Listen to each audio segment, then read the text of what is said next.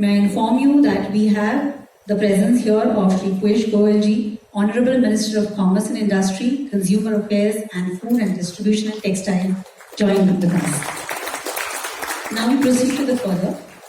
We now invite His Excellency, Ambassador of Uzbekistan, to kindly address us.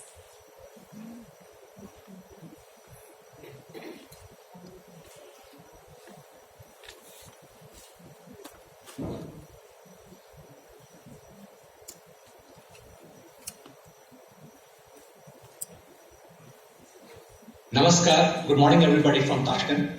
This is Manish Prabhat, Ambassador of India in Tashkent.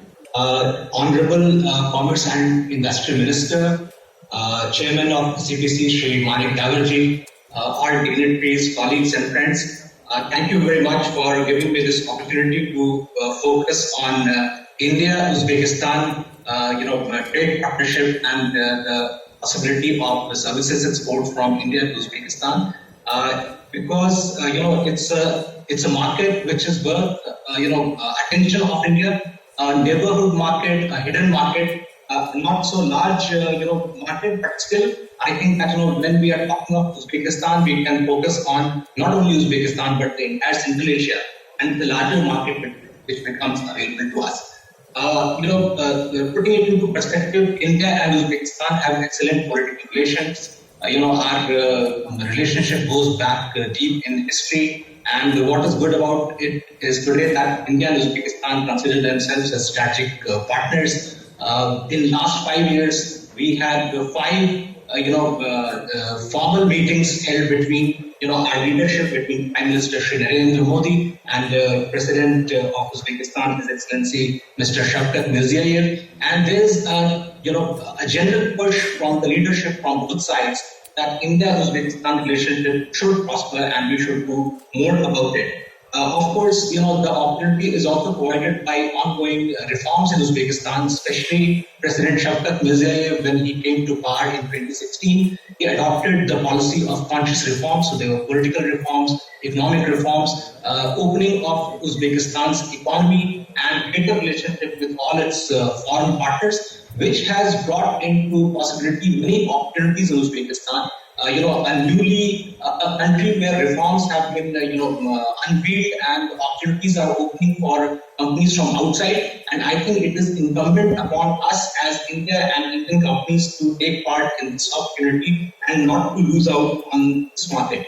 In fact, what also is helpful for us that there is a brand recognition of India's excellence in services and in many other fields, which would also help Indian companies to propagate their roots in Uzbekistan. In fact, you would be happy to know that given the proven capacity and excellence of India in IT, when the government of Uzbekistan wanted to open its first IT park in Uzbekistan, it actually looked towards India. It requested government of India to make available the requisite expertise, and we sent a person from Software Technology Parks of India to give the technical guidance to open the first IT park in Tashkent, and later more IT parks have been opened in Uzbekistan under this partnership. Also, government of Uzbekistan is paying a lot of attention to its skill development and entrepreneurship management, and Ministry of External Affairs actually runs an India-Uzbekistan Entrepreneurship Development Center here, which is working in close collaboration with government of Uzbekistan under the Chamber of Commerce and Industry of Uzbekistan, and we have a resident director from India who is looking into running entrepreneurship courses and helping the young and budding entrepreneurs of Uzbekistan. So, what is important here is that Uzbekistan, which is an economy of $60 billion of GDP, but still has great potential because it ties up with all the markets of CIS, and where the services exports or the services market, if we can divide them broadly, is about 60% of is given to transport and logistics services, understandably because Central Asia is landlocked. Logistics are not in demand. Also 20% in travel, about 10% in telecommunication and IT services, and the rest would be, of course, others. And we have, from India's point of view, opportunities in all these sectors. In fact, it's an economy, which is going at 6% of growth rate as per IMF and World Bank's prediction. Despite coronavirus pandemic, Uzbekistan's economy expanded last year, and in the coming year too, it has good prospects. And what is also, very exciting and interesting, that Uzbekistan has now become an observer of the Eurasian Economic Union, which is a kind of common market of Russia, Kazakhstan, Armenia, Belarus, and Kyrgyzstan. So we are looking at, in the months or years to come, that Uzbekistan, integrates itself more with the Eurasian Economic Union. It would become part of a, 200 million plus market. So I think we should not lose sight of these statistics, and we should rightfully focus on Uzbekistan, and through Uzbekistan also in the wider opportunities available in the Central Asia and the CIS. And what is the trade potential here? Well, the leadership of India and Uzbekistan set themselves a target of reaching a bilateral trade figure of $1 billion, and of course we are about 1/3 of that. And the main problem, or the biggest obstacle is basically the nature of the geographical nature of Central Asian countries, because these are all landlocked countries. Uzbekistan is landlocked, and there are that provides also bigger demand for logistics, and transport services. Of course, Uzbekistan would like to have access to Indian Ocean, and the landlocked Central Asia actually seeks access to Indian Ocean through either Afghanistan or Iran. And as you know that we have been promoting the greater usage of Chabahar port in Iran as to become the hub of connectivity going north towards Central Asia. And I think that more and more Indian companies should be present in the logistics market here, especially that, what are the other access routes of Uzbekistan? One is, of course, through China, and as we all know that there's a huge crisis of containers in China, and things are, the freights are getting stuck in China, they are not being exported, and definitely it is impacting on all the Central Asian countries. The other route is through, northwards to Russia, which is the traditional route, of course, long and also costly. And given this opportunity, there's a lot of demand for the container movements to follow and go through Iran. And I think that Indian companies should be more present in the logistics market, which is focusing on routes passing through Iran. In fact, some time back, about 1 year or 2 years back, the Container Corporation of India Limited and the Russian railways RZT had signed a memorandum of understanding. They together wanted to target the Central Asian market through Iran, and even they were ready to make available the containers for this market. So I think that all the Indian logistics operators, the freight forwarders, should look at this opportunity, because this is the window where the Chinese market is blocked, and we should look at more in terms of logistics market in Central Asia, and this would definitely boost our presence and our connectivity with Central Asia. Of course, apart from that, we also need to have air connectivity with Central Asia. Of course, Uzbek Airways operates once daily flight between India and Uzbekistan. But in the current circumstances, but pre-pandemic period, there were 15 flights from Tashkent operated by Uzbek Airways to 3 Indian cities, and there was not a single Indian air carrier which was operating to Central Asia or to Uzbekistan. So I think that there's a lot of potential there, and Indian carriers should look at this market. Flights generally are full. There's a lot of demand. What is currently available, the number of seats, and what is more that there's also an absence of a dedicated air cargo operator between India and Central Asia, and that also is not helping whatever trade can happen in terms of perishable goods or fast-moving goods. In fact, some time back, the FICCI had started to think of the question of having some kind of air corridor between India and Central Asia. And I think that once some kind of air cargo service becomes available, it would really boost the demand for perishable goods from India to reach Central Asia. And of course, Uzbekistan also has things to offer. We are the largest, earner for us is basically medical tourism when we are talking of Uzbekistan. All the Uzbek, patients, medical treatment, people requiring complicated medical treatment they all think of going to Delhi and the hospitals in Delhi NCR. And in fact, when the pandemic situation came and there was some situation of lockdown and restriction on visa from India, we have evidence that a lot of patients actually started to go to Delhi, which also gives comparable kind of services. But there's a very good brand recognition of India's healthcare industry, Indian doctors, and the surety which the Uzbek patients, and their attendants feel that yes, they should go to India and they would get quality medical treatment. Here in medical tourism in India, I think that we need to do more. There is an absence of information. There are fly-by-night operators, agents, offering or indulging in unscrupulous practices. So we should have, the Indian healthcare industry should think of regulating or at least facilitating, good practices while we are offering our medical services to Uzbekistan. There should be facilitation desks. There should be information available. Which hospitals you can go for what kind of treatment, what are the comparative reports available, where do you stay once you go to India, so that patients are treated well, they come with full satisfaction. There are no cases of unsatisfactory treatments or being ripped off basically from their experiences. Related to this is that of course a lot of Indian medical students come to Central Asia to study.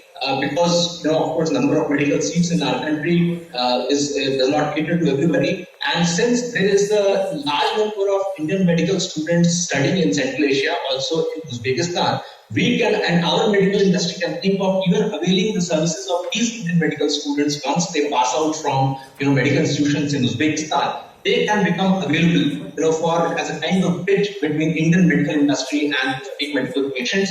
Of course, our medical industry should also think of healthcare industry should think of teleconsultations, telemedicine, so that the available, the number of medical patients which are not only in Tashkent but also in the regions of Uzbekistan, they get channelized to hospitals and healthcare providers in India.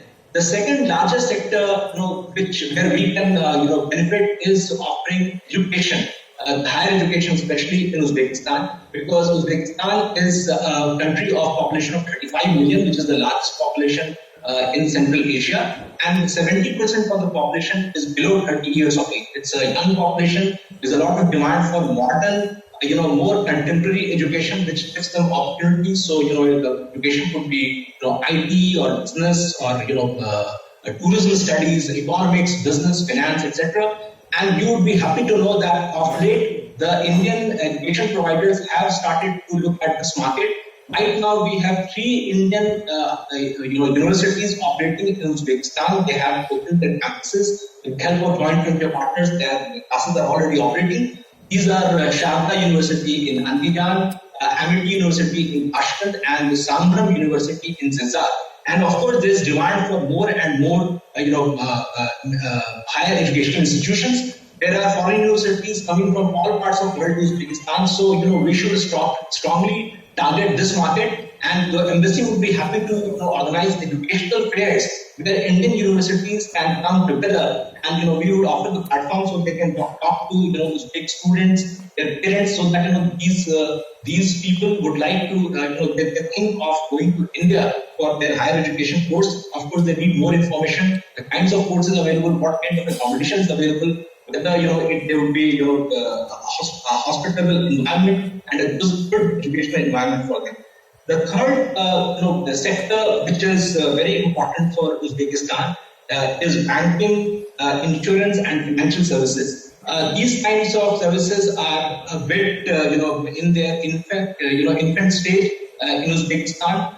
We would need the Indian banking services providers to think of this market so that business facilitation can happen.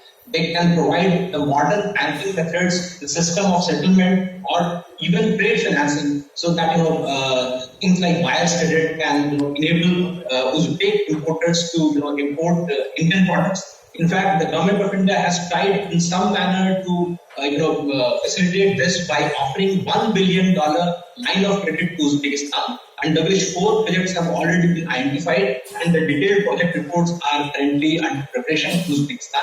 This would provide a lot of opportunities for Indian companies to also physically come to Uzbekistan and look at these opportunities. And compared to, talking of that, there's a lot of demand for consultancy services in Uzbekistan because the construction sector is booming. Uzbekistan has started to expand its, sector of water resources, irrigation, solar power, other kinds of renewable energy. And it is, there are, a plethora of advertisements which appear in newspaper here almost on a regular basis. Some request for, proposal or, the tender documents, etc. Since Indian consultants are not physically present here, at least there should be a small office which looks into these, tender documents, etc. or RFPs. We routinely send them to our chambers of commerce. And, there's a lot of potential here.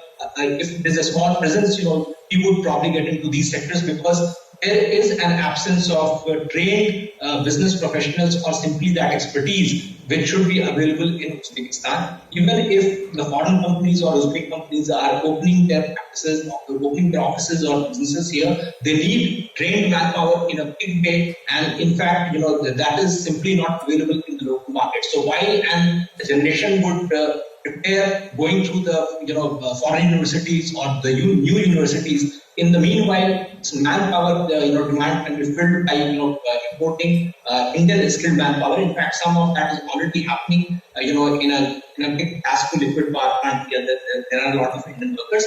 But of course, the manpower providing agencies, the skilled providers in India can also think of coming to Uzbekistan and assessing the market here, so that this growing demand can be filled with Indian skilled manpower. And lastly, I would touch upon the very important sector of films and audiovisuals. This is a market which Uzbekistan had always loved Indian cinema right from the days of Raj Kapoor. And in fact, in every Uzbek household, is into watching Indian movies, old and new. And there are, Indian movies available through subtitling, etc. But these are all through irregular channels, which are available on TV channels here. So while we had, a regular joint production and regular contacts with Uzbek films in 80s, films like famous Hindi movies like Ali Baba or Kalistor and Sohni Mahibal and others were in fact shot in Uzbekistan. Later we lost those links. In fact, the Tashkent International Film Festival was revived this year, right after the independence of Uzbekistan, and there was a big Indian film delegation which listed here 2 months back. There are some good beginnings. I would say that there is a lot of demand for Indian soap operas, movies, serials, and I think that our entertainment industry should try to think of ways in which our products become available subtitled in Uzbek or Russian, and they are shown onto television screens here and theaters here. I think this is an important link on which we are missing because there's a natural affinity with Indian culture and Uzbeks would like to have more of it. So we should satisfy that demand also. And one last point would be that of course for Indian entrepreneurs and businessmen, the English-speaking world comes first in their imagination. So everybody would like target markets of UK, USA, Australia, etc. But here we are missing on a large market simply because the lack of skilled manpower or Russian language knowing base in our country. So I think our university should also offer more courses in Russian or Uzbek, and I think that there's demand in this market also where some of this can be filled by us. So let us not lose out this market. Uzbekistan, though it's a small market, it is full of potential, and in its growing opportunities, we should not lose opportunities for India. So I would end here. Thank you very much for patiently listening to me. Thank you. Thank you, His Excellency Mr. Prabhat, for joining us today and sharing the opportunities for Indian services exporters in Uzbekistan. We now move back to the sectoral presentations and to speak on construction, design and engineering services. I would request Mr. Amit Sharma, Managing Director, Tata Consulting Services, to kindly present.